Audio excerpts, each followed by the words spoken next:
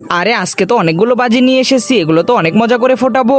বাবারে বাবা, মা এতগুলো বাজি নিয়ে এসেছে। আরে বাংটি এখান থেকে সরে যা। আচ্ছা মা, ঠিক আছে, এখনই জ্বালিয়ে দিব। আরে এই তো আমি হেলমেট পরে চলে এসেছি, এটা ভালো করে বিছিয়ে নিতে হবে। তারপরে এই তো এখন আমি আগুন জ্বালিয়ে দিব।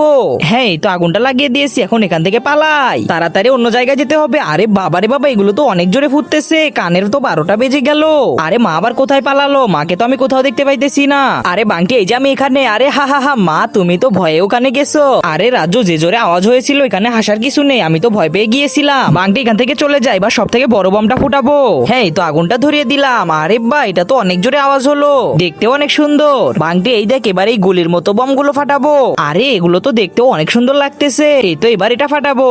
তারপরে কি হয়েছিল সেটা দেখার আগে, আপনি কাকে বেশি ভালোবাসেন, সুন্দরী মেয়েটাকে নাকি কলিজার বাবাকে? যদি আপনি আপনার কলিজার বাবাকে বেশি ভালোবেসে থাকেন তাহলে চ্যানেলটি সাবস্ক্রাইব করে ভিডিওটি শেয়ার করে দিবেন, আর কমেন্ট বক্সে লিখে যাবেন আই লাভ বাবা। আর আপনি যদি কিছুই না করেন তাহলে আমি ভাববো আপনি সুন্দরী মেয়েটাকে পছন্দ করেন। বাবারে বাবা, এটা তো অনেক উপরে চলে গেল। হা হা, আরে বাংটি তো দেখি ভয় পাচ্ছে।